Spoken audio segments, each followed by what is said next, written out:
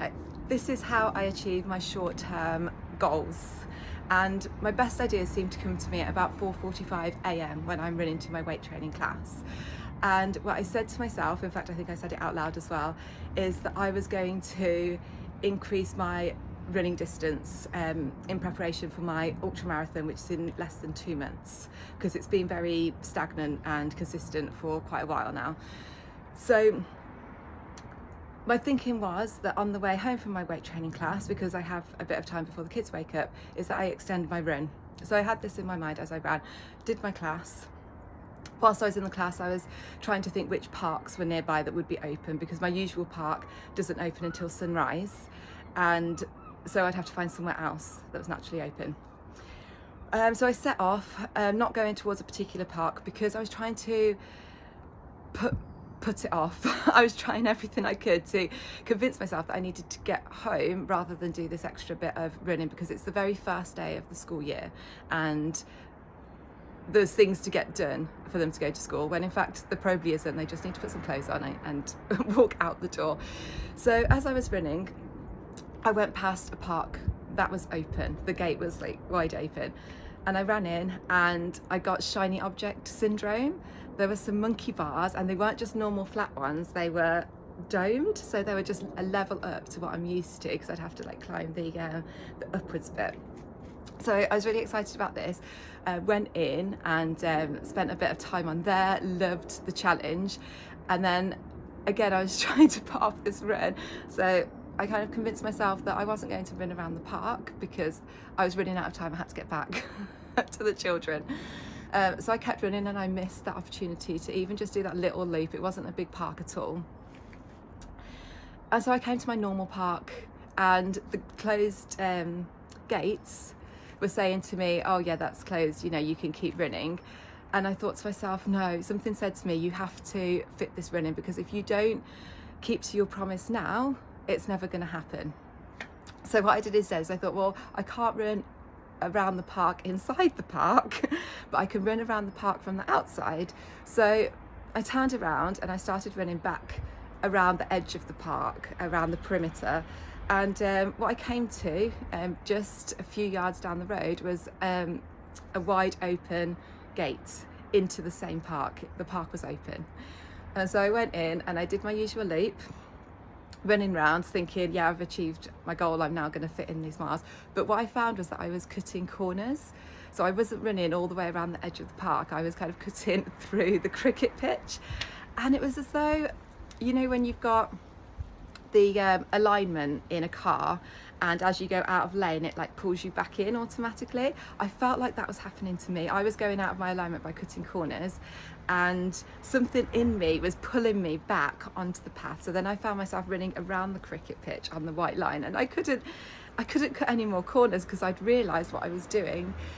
And so until I'd got this distance in, I knew that I was going to have to keep running. So every gate that I came across was therefore closed. And so I ended up running all the way back around to the start one, out the same gate that was open, the only one, and then back towards home.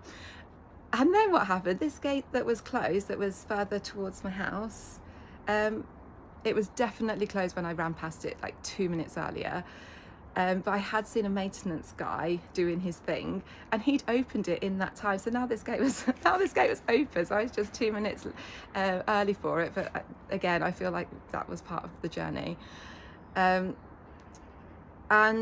then I thought, wow, I can just stop here and do my posting so that all my socials are sorted before I get home, and then can sort the kids out. But then my data, which never happens, my data ran out.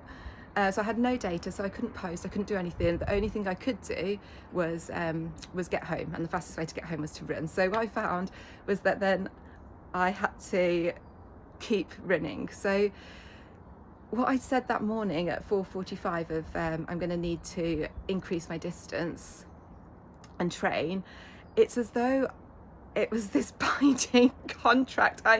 Everything that I tried to do that was against the running, it just wasn't happening.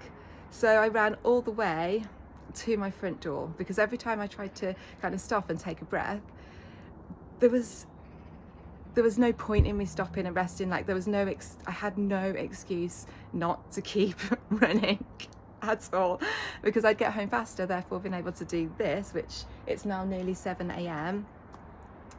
and 7 a.m. I guess is that ultimate deadline that I was thinking about the whole time. I had to be back in time for the children to wake up. So here I am, back home, having met my short-term goal of increasing my distance, seeing that the journey to get to that goal was completely unplanned, but so precise, and so brilliant in a way. It's like the whole universe was rearranging to make it happen. And I'm really proud of myself for, I suppose, like I said, I didn't feel like I had a choice along the way. Like, all these decisions were being made for me, and I just had to go with it, like just be in the flow of what was opening up or closing off. And so I'm here, and now what I'm thinking is that if I can make my short-term goals happen in such an aligned, precise way, I can somehow apply those principles to mid-term and long-term goals. So that is what's coming next for me. And I'm really excited about that, because ultimately it's the end goal and those big goals that really matter. And as long as I define them clearly, then the hows and whys of how I get there, like on this journey this morning, will sort itself out. I just need to be open-minded in going with it.